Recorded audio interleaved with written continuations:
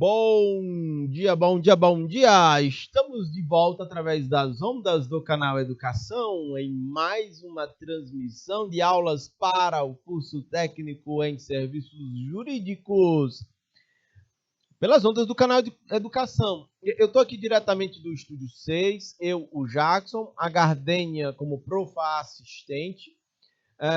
Vamos juntos aqui até as 9 horas da manhã. Beleza, minha gente? Tudo bem? Hoje, dia do padre, viu? Dia do padre hoje. Dia 4 de agosto do ano de 2022. Jackson, por favor, pode botar o slide todo aí na tela. Vamos continuar a nossa mão de obra. Raíssa Tavares, bom dia. A Raíssa fala de João Costa, no Piauí.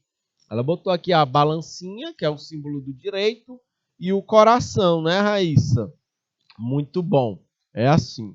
Tudo que a gente faz com amor, tudo que a gente faz com tesão, tudo que a gente faz com vontade, sempre rende muito mais, não é? Muito bom, é isso. O coração é um bom sinal nesse sentido. Ribeiro Gonçalves, bom dia, bom dia. Estamos falando sobre as 5 dimensões da ética empresarial. Estamos tratando aqui da primeira dimensão, que é a sustentabilidade. E aí vamos descendo a sustentabilidade do ponto de vista da responsabilidade ambiental. Então, aqui do lado, vejam, de acordo com Takeshi Tashizawa, em sua obra Gestão Ambiental e Responsabilidade Social Corporativa, de acordo com este autor, a responsabilidade ambiental é um conjunto de atitudes individuais ou empresariais voltadas para o desenvolvimento sustentável do planeta. Ok? Sérgio Lucas, bom dia, bom dia, bom dia. Vamos lá. Observação. Estas atitudes individuais ou empresariais voltadas para o desenvolvimento sustentável do planeta, elas devem levar em conta o crescimento econômico. Isso aqui é interessante. Deixa eu botar aqui no marca-texto. Aqui. Deve levar em conta as atitudes, o crescimento econômico ajustado à proteção do meio ambiente na atualidade, ok? Para as gerações futuras, garantindo assim a sustentabilidade. Esse é o ponto. A gente precisa equilibrar, né, o crescimento econômico, né, a dimensão econômica do socialmente ou do economicamente viável com o ambientalmente correto. Ok? Povo de Gilboés, de Hugo Napoleão, de Pedro II, de Bocaina, de Brasileira. Oi, oi, oi, cadê vocês aqui pelo chat do IPTV? Vamos adiante. Sustentabilidade. E aqui, tratando de sustentabilidade do ponto de vista do desenvolvimento sustentável. Então, esse desenvolvimento sustentável ele vai envolver a dimensão social, econômica e ambiental. Tudo dentro do mesmo pacote. Por desenvolvimento sustentável, entendam, é o desenvolvimento capaz de suprir as necessidades da geração atual. O desenvolvimento sustentável ele vai suprir as necessidades da geração atual sem comprometer a capacidade de atender às necessidades das gerações futuras. Ok? Essa é a coisa da sustentabilidade. Né? A gente age localmente, a gente pensa globalmente. E não só isso, a gente também pensa no futuro, nas futuras gerações.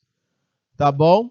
Letra A, aqui um ponto em destaque é o desenvolvimento, ele é um tipo de desenvolvimento que não esgote, né? Tipo de desenvolvimento que não esgote os recursos para o futuro, né? Os recursos naturais, minerais, animais, florestais, que tudo isso consiga se perpetuar ao longo do tempo, não comprometendo a qualidade de vida futura. E aqui tem um ponto que merece destaque, que é a chamada ecoeficiência, né? Por ecoeficiência, entendam, é um modelo de gestão capaz de fomentar a produção de modo sustentável, minimiza as agressões ao meio ambiente sem comprometer as gerações futuras. Os impactos ambientais, eles sempre vão existir, mas a ideia é minimizar as agressões ao meio ambiente. Quanto menores os impactos ambientais, mais sustentável é um determinado modelo ecoeficiente. Tá bom? Esses são pontos de destaque. Minha pergunta, aí nos polos em que vocês vivem, vocês conseguem perceber ações, vocês conseguem perceber ações ecoeficientes ou não?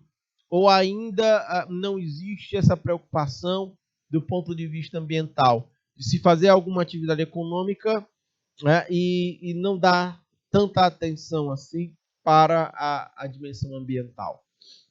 Como é que vocês se posicionam nesse sentido? Como é que vocês veem isso?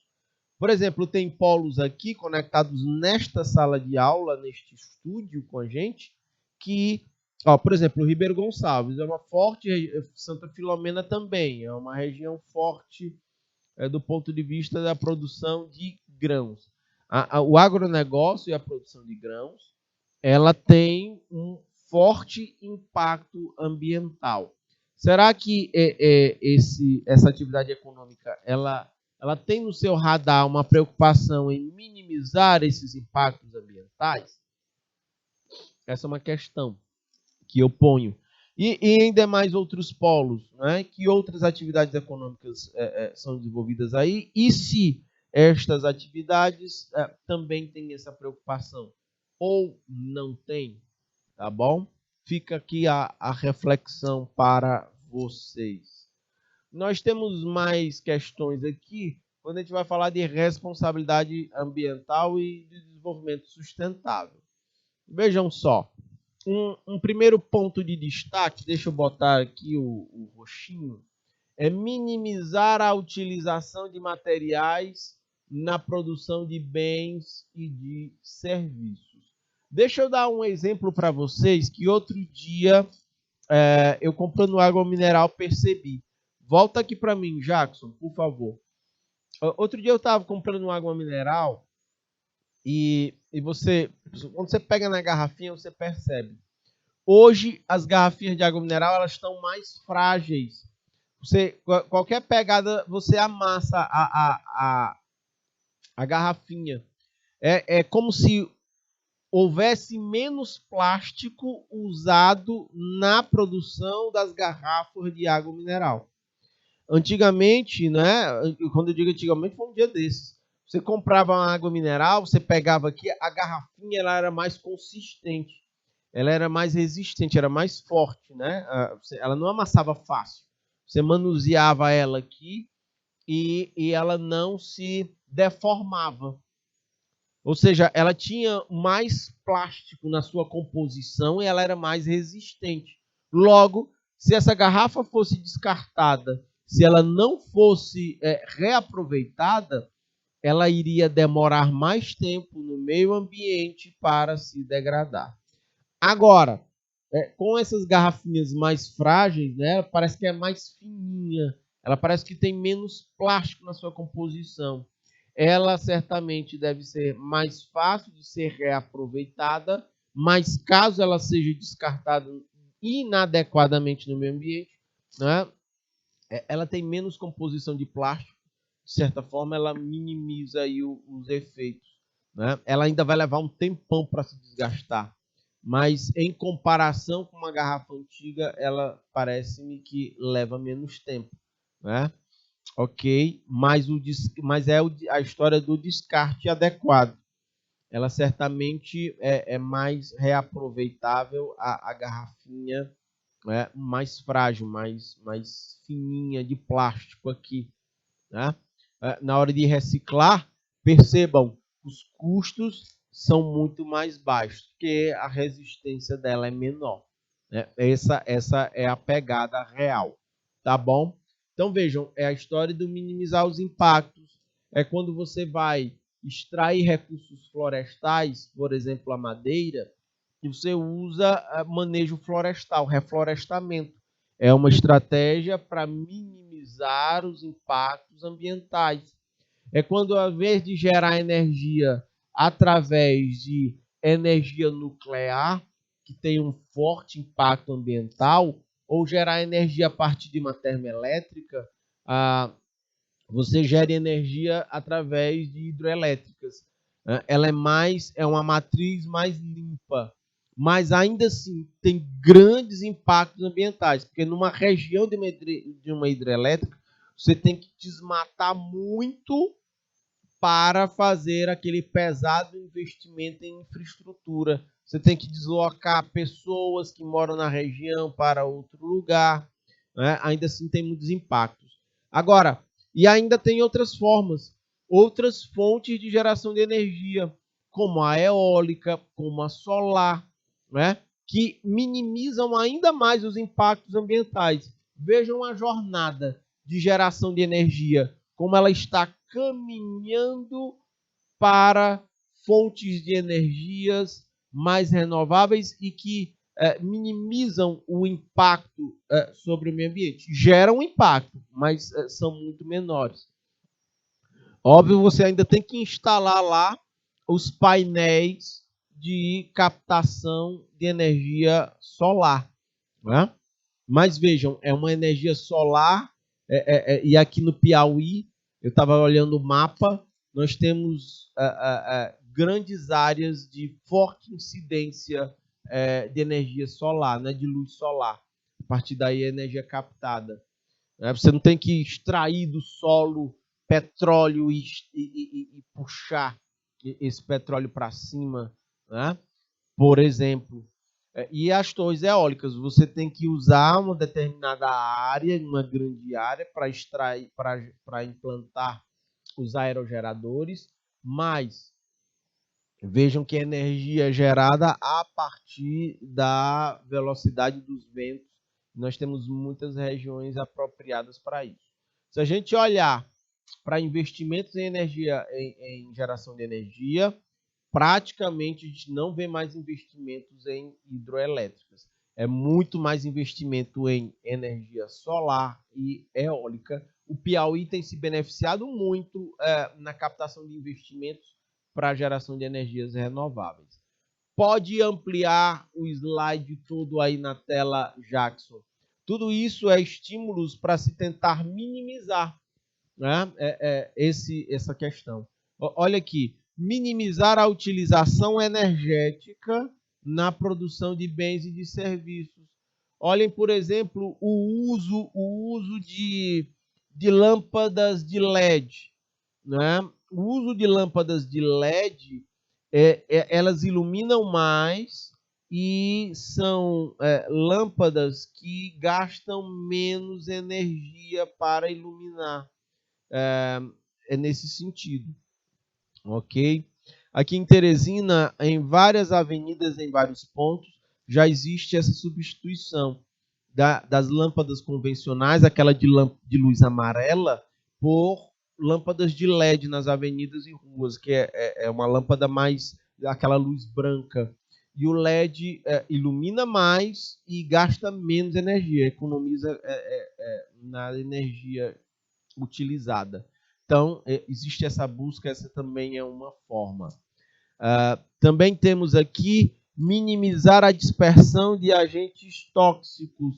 A própria existência A própria existência, por exemplo, você vê esforços em reduzir a emissão de gases. O verdinho aí, claro, ficou tão apagadinho. Deixa eu trocar pelo verde escuro e ver se fica melhor. Penso que sim. Minimizar a dispersão dos agentes tóxicos. Reduzir a emissão de gases, combater os incêndios, não é? Tecnologias aplicadas aos automóveis, aos carros, no sentido de fazer com que esses carros sejam mais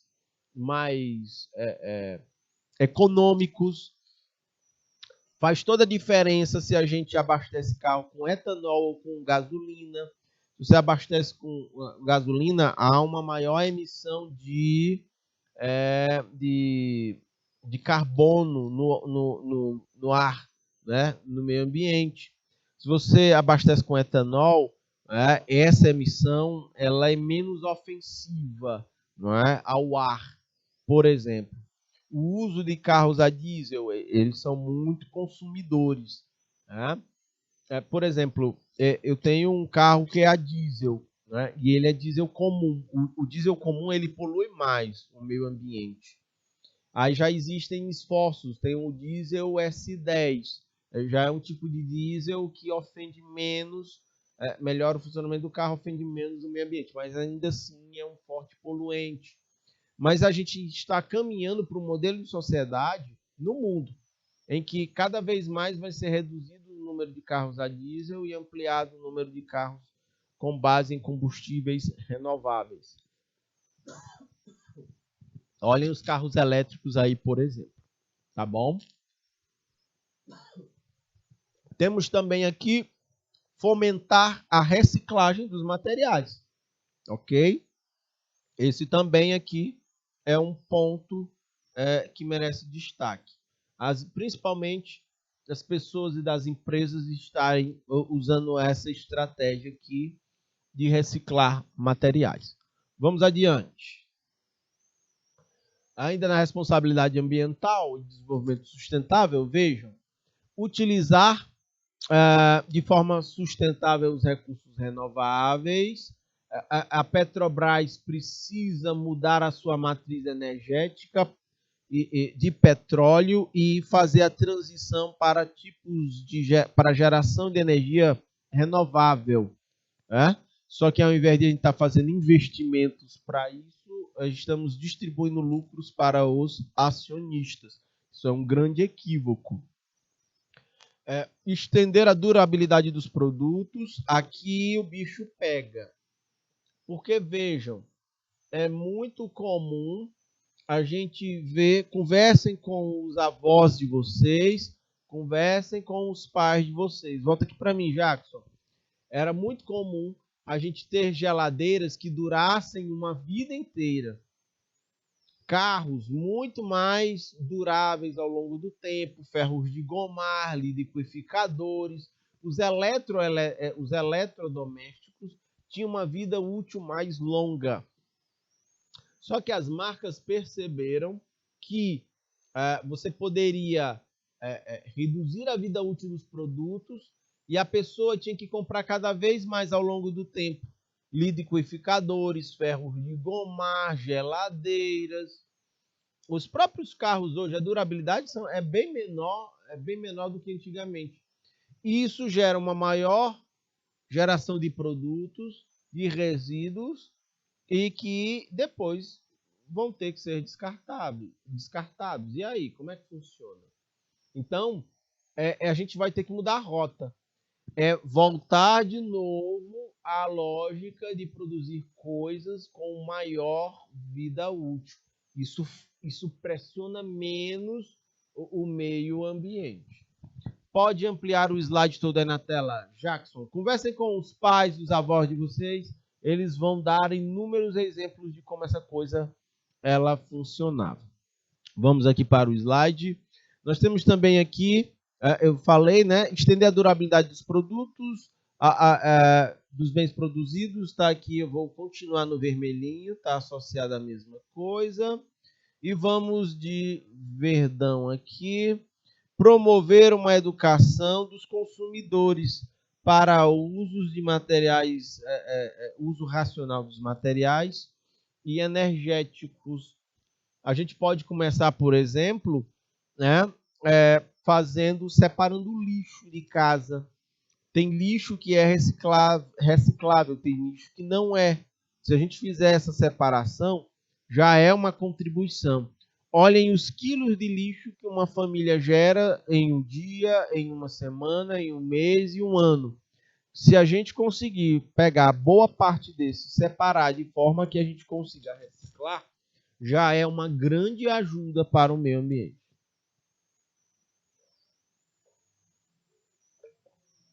Uma pessoa só pode não fazer grandes diferenças. Mas você já pensou em todos os alunos da escola fazerem isso? Todos os professores da escola fazerem isso? Todas as pessoas de um bairro, de uma cidade? Aí a gente vai ter um forte impacto positivo no meio ambiente. Vamos entrar aqui na segunda dimensão, né? Na segunda dimensão da ética empresarial. Aqui eu estou falando do respeito à multicultura, respeito à diversidade. Aqui vai envolver, vejam, para desenvolver as políticas éticas numa empresa, é relevante o respeito à multicultura, às diferenças. E não é necessariamente só diferenças raciais, né? A multicultura, ela abarca aqui, deixa eu botar em amarelo, as interrelações de várias culturas em um mesmo ambiente, ok? É a coexistência de diversos grupos culturais no mesmo lugar, né?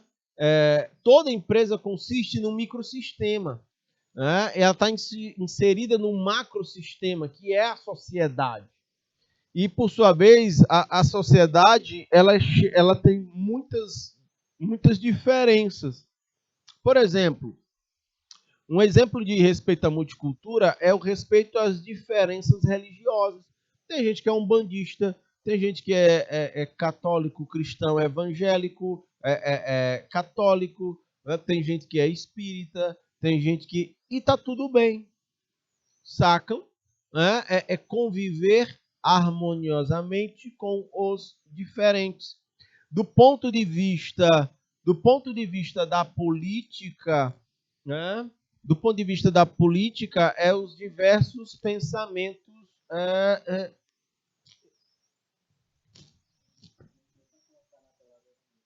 Beleza. Tá bom. Então, minha gente, são os diversos. Na política a gente conviver com os diferentes pensamentos divergentes, sacam? Se você é mais progressista e você conseguir dialogar com uma pessoa de pensamento político mais conservador, né? Sem os extremismos são o grande problema. Né? O extremista religioso, o extremista político, o extremista... O que é o machismo? É um extremismo do ponto de vista cultural do homem que se acha superior às mulheres, saca? E isso não é sustentável. O Alisson, bom dia, bom dia. O Alisson está falando da Escola Professora Maria Beronísia de Souza. Elienay Cabral, mande um salve aí para Ribeiro Gonçalves. Grande abraço, minha gente. Povo de Ribeiro Gonçalves, câmbio. Beleza, minha gente? Então, são esses os pontos. É o jovem saber conviver harmoniosamente com respeito com o idoso. Não é? Isso é respeito às diferenças. Entendem? São brancos, negros, índios ou estrangeiros convivendo harmoniosamente no mesmo ambiente. Isso é multiculturalidade. E isso é de uma riqueza muito grande, minha gente de Padre Marcos, povo de Capitão Gervásio, de Gibués, de Hugo Napoleão, de Inhuma, de Tamboril. É aí que está a riqueza, ok? A gente falou de diversidade e vamos lá. Uma terceira dimensão é o aprendizado contínuo. Né? Esse aprendizado contínuo serve para tudo, inclusive. Serve lá para a dimensão anterior da multicultura, serve também para a questão da sustentabilidade, né? Da dimensão humana, social, ambiental e econômica. Então, a gente trata aqui do aprendizado contínuo. Lucas, manda um alô aí para tira só a setinha de cima aqui, Jackson. É para a Jaica. Ok. Beleza, Lucas.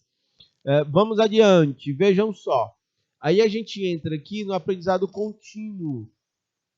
Lembra do dito, abre aspas, a empresa deve refletir as mudanças sociais?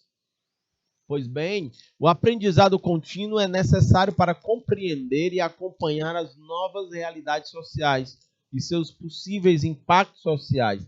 Minha gente, vivemos num mundo em contínua transformação. Essas transformações, elas exigem que a gente possa estar fazendo possa estar praticando o aprendizado contínuo, ok? E aí, no mundo em constante transformação, ele inclui o surgimento de novas tecnologias, né? Nesse mundo em constante transformação, nós temos aqui novas tecnologias e apenas uma empresa com profissionais qualificados e atualizados ela será capaz de, né, essa empresa será capaz, deixa eu destacar aqui o amarelão, promover uma gestão ética e adequada com governança corporativa e ela vai conseguir adotar novas tecnologias e processos. Por exemplo, para o desenvolvimento da sustentabilidade e da responsabilidade social. É um material humano, entendem? Quando a gente fala de aprendizado contínuo, a gente está falando de material humano dentro das organizações. É de uma escola, é de uma fazenda, é de uma ONG, de uma fundação, de um comércio ou de uma fábrica que produz alguma coisa. Né? E é nesse sentido. Então, e aí entra um outro ponto interessante, meus caros futuros técnicos em serviços jurídicos.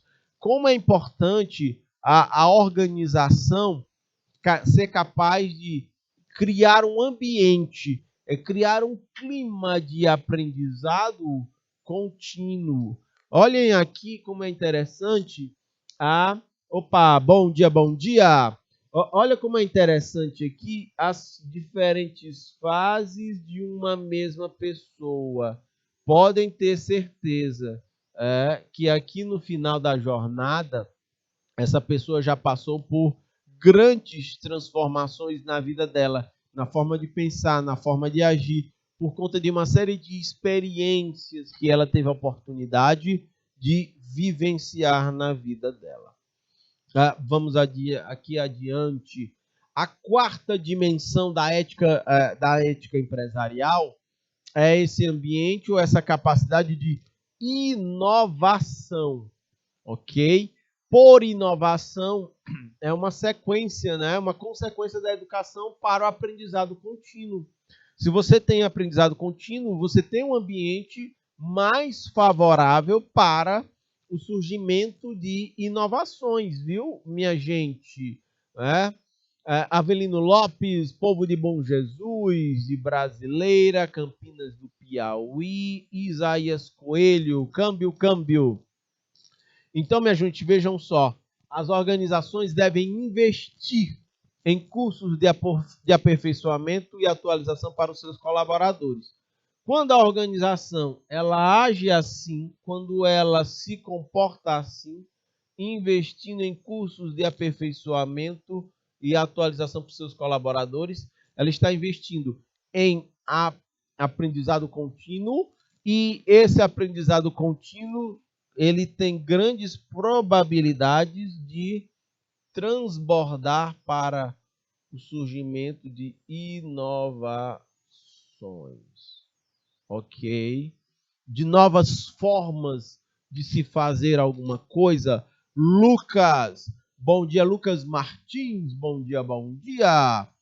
Então vejam, a inovação, minha gente, ela inclusive é necessária para desenvolver novas tecnologias e processos éticos capazes de contribuir para a sociedade. Vou dar um exemplo aqui para vocês disso.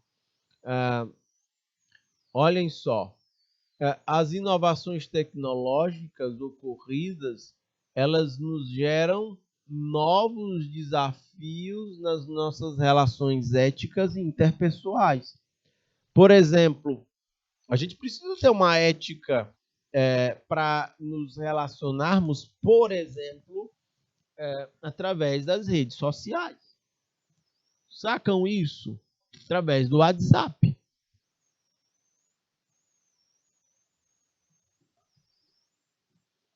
É uma mudança em padrão de consumo, em padrão, em forma de pensar, em forma de agir.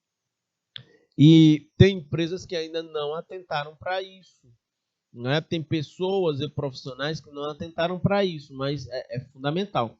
Essas transformações tecnológicas, elas impactam muito profundamente na forma como a sociedade tem que se organizar. É possível que vocês já tenham visto vários elementos nesse sentido na disciplina de educação tecnológica e midiática. Um outro ponto aqui para destacar é que a inovação possibilita o desenvolvimento de políticas capazes de considerar as necessidades e realidades institucionais, o respeito às diferenças individuais e às limitações do povo.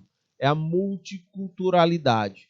Podem ter certeza, a multiculturalidade, deixa eu marcar aqui de amarelo, marca texto amarelo. Essa multiculturalidade, ela é matéria-prima para a inovação. Por que eu digo isso? Porque é do encontro entre esses diferentes, Angélica, bom dia, bom dia. É do encontro entre os diferentes formas de pensar, de agir, diferentes visões de mundo, diferentes experiências, que pode surgir inovação. Tenho certeza, inovação não surge num ambiente em que todo mundo pensa da mesma forma. Inovação não surge num ambiente em que todo mundo age de forma igual. Pelo contrário, inovação é uma disrupção. Inovação é uma ruptura, é uma rachadura numa parede. Isso é inovação. É quando os diferentes se confrontam, e aí o ideal é o confronto no campo das ideias, se confrontam e ali dá um racha. Ali abre uma fissura. Há uma fissura para algo novo. Né? É quando, vejam, é quando lá, é um processo similar, né? A cobra troca de pele. Né? A pele velha precisa sair para surgir uma nova, mas para a pele velha sair, é preciso que ela se rasgue, que ela se esgarce. E isso só vem do diferente, da fricção entre os diferentes, né? Do choque entre os diferentes, do contato, ali, do atrito entre os diferentes. Por isso que a multiculturalidade é tão importante no ambiente.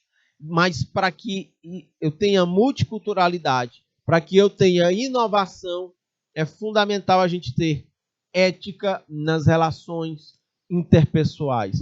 É por isso que a gente está aqui na disciplina, é por isso que a gente está aqui no estúdio falando desses tópicos, porque eles serão muito importantes quando vocês estiverem no mercado de trabalho, inseridos como futuros técnicos em serviços jurídicos. Ficou claro, minha gente? Sim ou não, por favor? Dúvidas, exemplos, observações, fiquem muito à vontade para interagir pelo chat.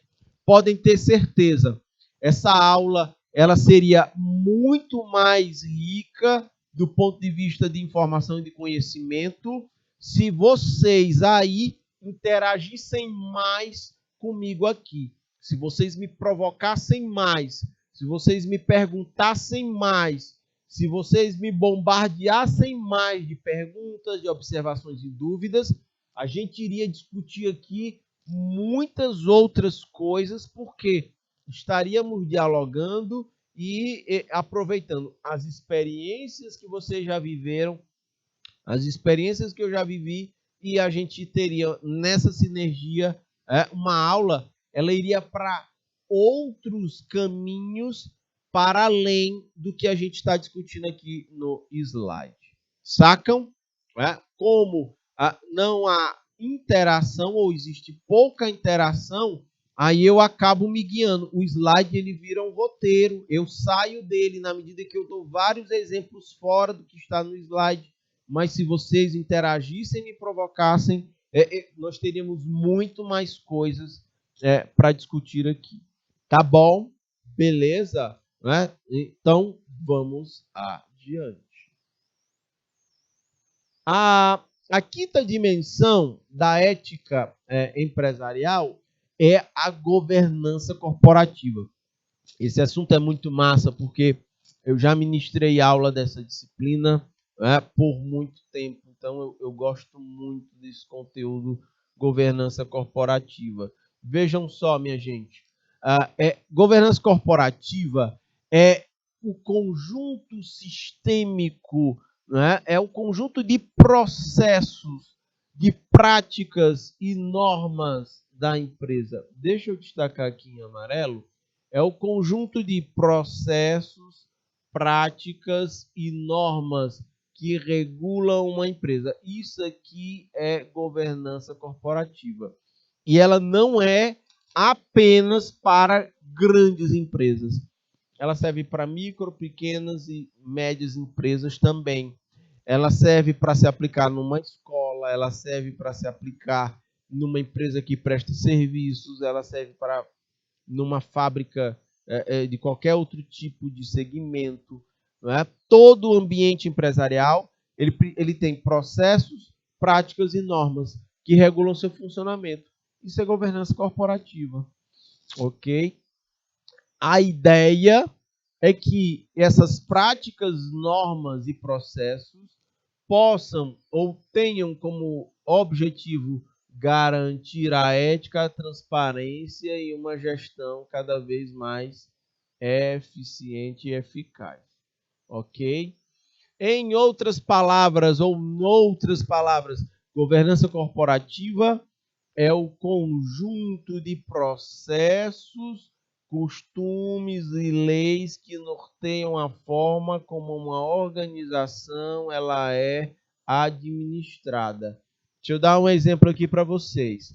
A construtora, olha, por exemplo, eu saindo do slide para trazer um exemplo para tentar deixar mais claro para vocês.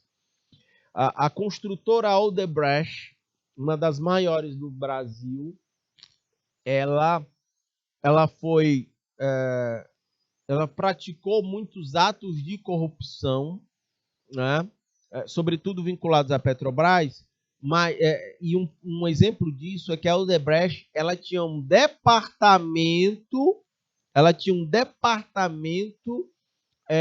em que nesse departamento se tratavam de propinas que a empresa pagava para ter vantagens políticas. Vejam como esse tipo de processo, de costume e de leis que a empresa tinha, ela tinha. O detalhe é que isso era ilegal, entendem? No caso da Odebrecht. Então, assim, a empresa tinha esses processos, costumes e leis norteavam a empresa, mas para a ilegalidade, entendem? Então, isso varia muito. Aí é uma distorção do que seja governança corporativa, entendem? Bom dia, Iago de Esperantina. A governança corporativa ela assegura os interesses dos administradores para que estes estejam alinhados com os interesses dos donos do negócio.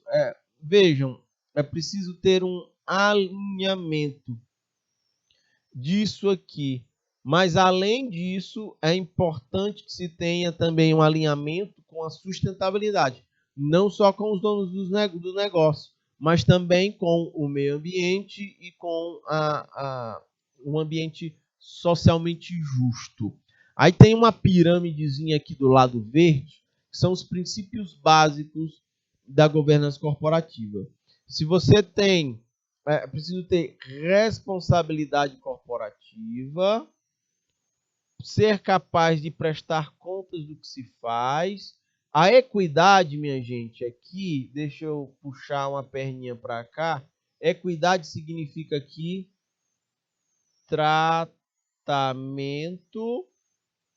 justo entre pequenos interesses menores e interesses maiores. Também é preciso que haja no funcionamento da empresa transparência sobre o que ela faz.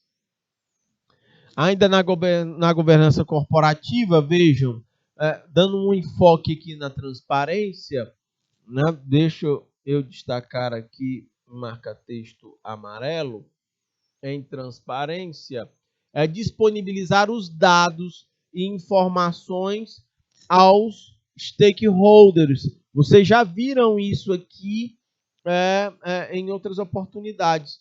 O que é que significa stakeholders, esse termo em inglês? As partes interessadas.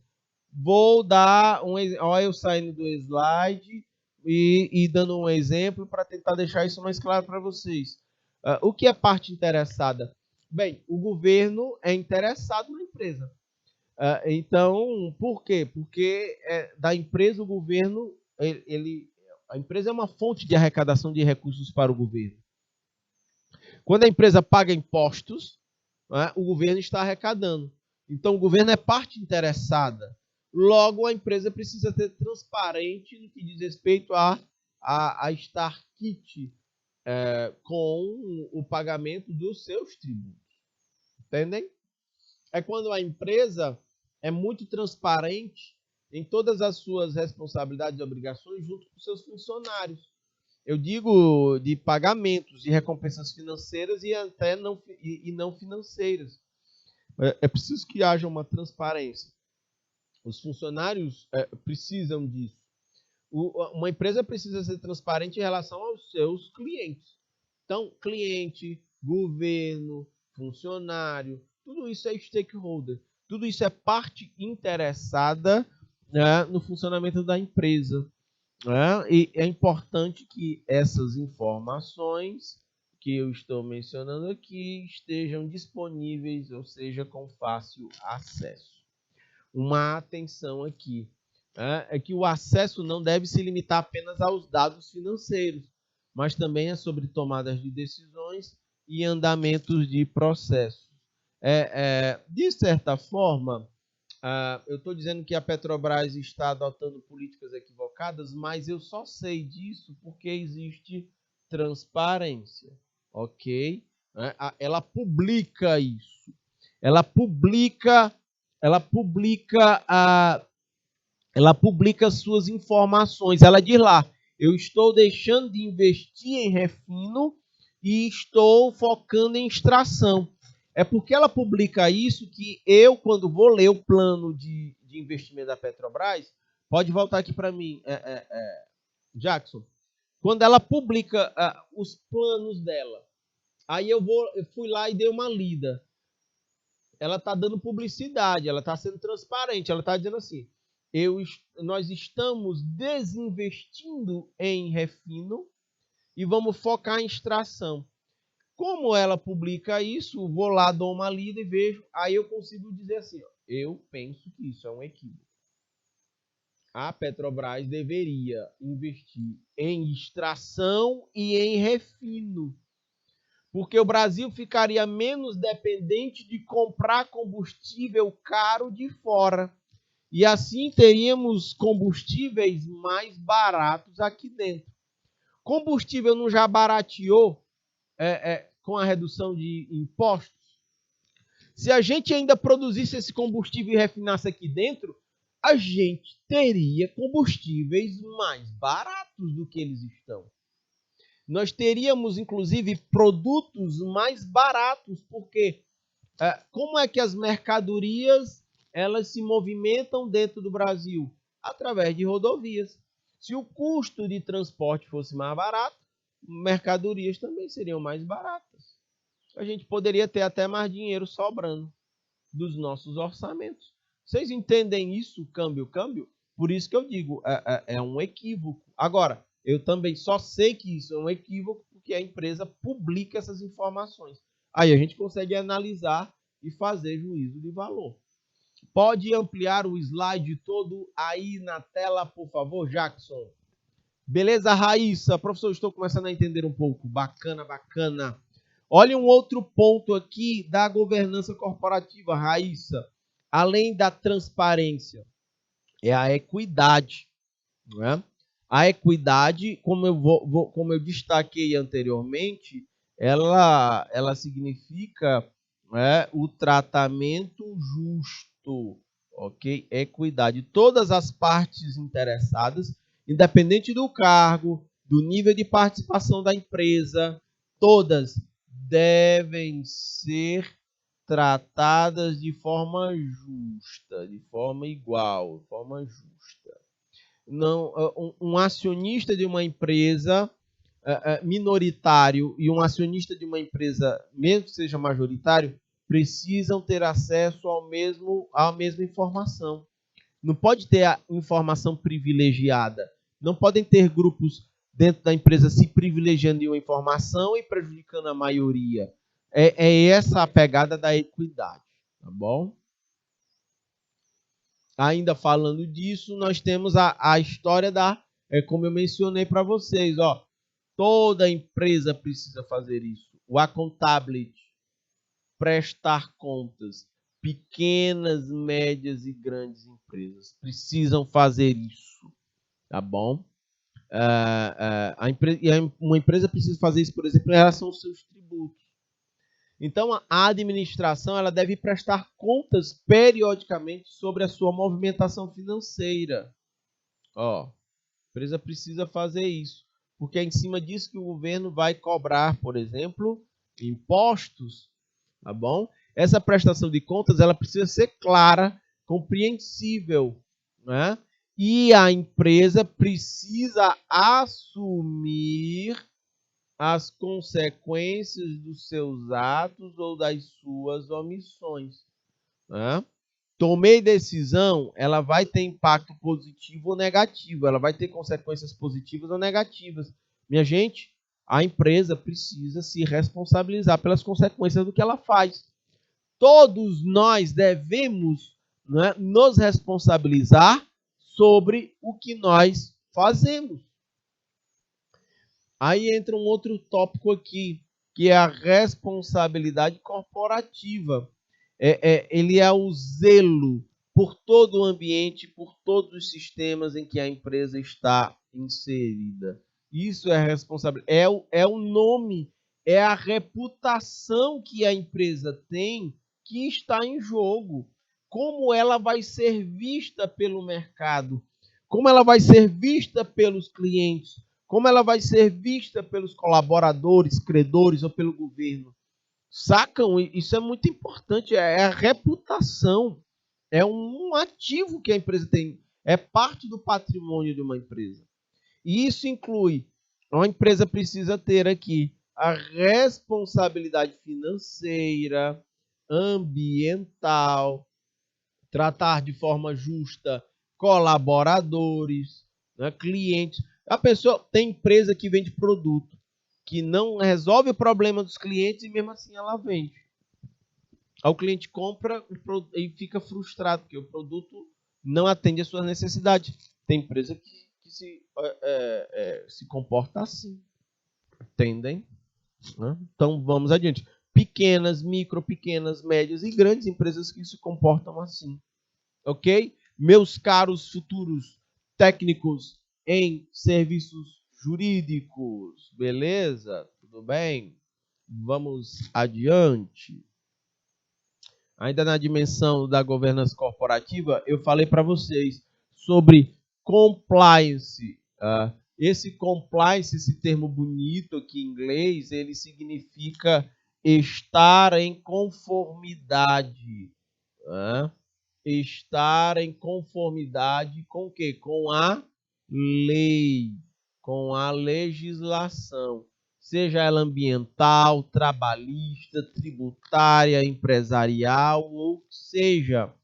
Então vejam, quando uma empresa adota práticas para estar de acordo com as leis, com as normas, com os códigos internos e externos aos quais ela está submetida, ela está em compliance, ela está em conformidade.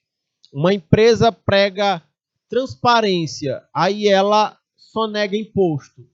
Quebrou o compliance. Eu estou dizendo que eu sou transparente e eu só nego imposto. Eu digo, eu não pago todos os impostos, eu escondo. Eu não pago todos os impostos que me são devidos. E eu tento esconder isso do governo. Bem, eu quebrei o compliance. Eu quebrei a minha conformidade. Sacam isso? Tudo bem? Vamos adiante. Deixa eu só apagar aqui esse X. Vamos lá, o compliance está diretamente relacionado à governança corporativa, que é uma das tarefas da boa governança. Minha gente, isso aqui tem tudo a ver com o direito.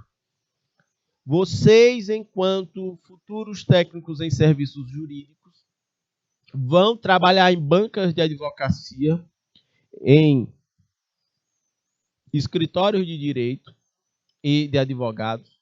E escritórios de advogados só tratam disso.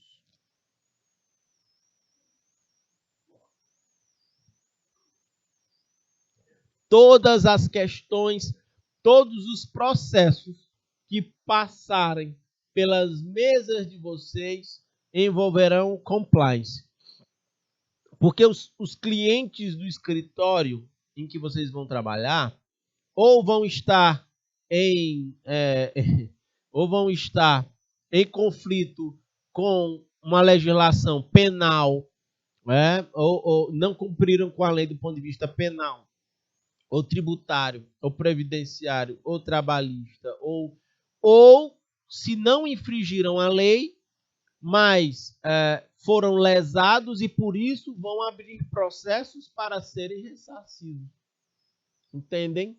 Então, de certa forma, o compliance vai envolver tudo, todos os processos que vão passar pela mesa de vocês.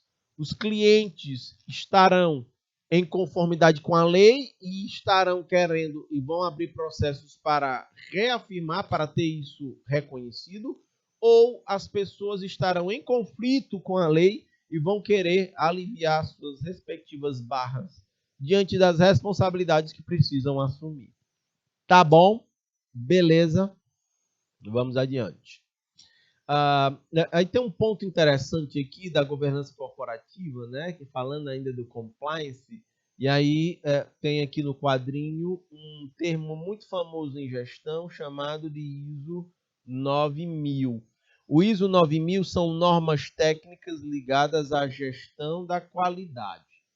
Então vejam, aqui do lado, o compliance pode levar em consideração, aí eu já citei aqui vários, compliance em relação às normas trabalhistas, ambientais, regulatórias. A empresa anda cumprindo com todas essas legislações. Lucas, Elienay, o Alisson, Clara, Angélica, Raíssa, Povo de Jibué, Isaías Coelho, Padre Marcos, Pedro II, Avelino Lopes, Bocarna, Bom Jesus, ok? Um outro ponto, a ISO 9000. Ela é um grupo, são normas técnicas, deixa eu destacar aqui em amarelo, são normas técnicas que estabelecem um modelo de gestão da qualidade. Então, a empresa precisa estar dentro dessas normas, segui-las para ter a validação de que aquele produto é de qualidade. Se não tiver, ela perde o selo. Um outro tipo de compliance é a lei anticorrupção. A empresa estar adotando medidas preventivas, medidas corretivas e medidas punitivas para atos de corrupção. Você pode prevenir, evitando que ocorra corrupção, Caso ocorra, você pode corrigir, né, desvio de conduta, mas em última instância você pode identificar, rastrear e punir atos que foram feitos com o dolo, com a intenção de prejudicar outra parte. Também a empresa ela deve ter código de conduta ética, né? Então, volto a dizer para vocês, se a empresa no código de conduta diz que é transparente e ela sonegou imposto, opa, ela está fora do compliance, ela não está nem seguindo as regras próprias internas. Avalie as regras externas. Ainda sobre código de conduta, também chamado de código de ética, é um conjunto de regras e princípios, né, que devem ser adotados por todos os funcionários, colaboradores e prestadores de serviços da empresa. Né? Esses elementos aqui podemos destacar, são conselheiros da empresa, gente que atua como diretor na área estratégica, são os sócios proprietários, os funcionários da empresa, os fornecedores que fazem parte da cadeia de suprimentos da empresa, prestando serviços, abastecendo a empresa de insumos e de matérias-primas. Tem todos esses elementos aqui, tá bom? Tem até aqui código de conduta. Deixa eu destacar aqui de preto. Você vai ter de empregados e o ambiente de trabalho, relações com o público externo, o uso de recursos da empresa, a lei anticorrupção, né, políticas e documentos da empresa que devem estar acessíveis para quem tenha interesse. Ela precisa apresentar esse código de conduta, né, para onde procurar ajuda. Todos esses elementos estão embutidos aqui. Você já pensou, o cliente tem um problema na hora de comprar um produto e não tem a quem recorrer? Isso não é ético. Você tem que abrir um canal disponível para receber aquela reclamação. Um funcionário. Volta aqui para mim, Jackson.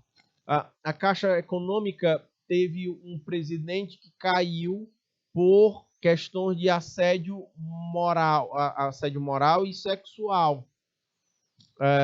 E vejam, é exatamente disso. Os funcionários precisam ter canais onde eles possam estar registrando suas observações sobre o ambiente. Elas precisam ser acatadas para que a empresa possa providenciar e resolver o problema. Vocês sacam? Enfrentar o problema. Foi encontrado morto o diretor responsável por acolher essas denúncias. Então, está em investigação. E essa coisa ela é muito grave. E vejam, ela está à vista de todos nós. Existe um processo, existe uma investigação que ela está em curso. É muito importante e é didático que a gente acompanhe esse tipo de caso, porque ele diz respeito à ética e relações interpessoais. Futuramente, todos nós podemos estar no ambiente de trabalho com esse tipo de problema. Então, se a gente já o conhece previamente, isso pode ser muito importante para o nosso exercício de trabalho. Tá bom? Pode ampliar o slide todo na tela, Jackson. Cícero Dias, bom dia, falando diretamente da Escola Maria Beronísia de Souza. Volta para mim, Jackson. Estou olhando aqui para o relógio, estamos chegando quase na boca das 9 horas da manhã, beleza? Eu estou encerrando o nosso encontro por aqui, minha gente. Grande abraço, fiquem com Deus, a gente se encontra na próxima semana. Tchau, tchau.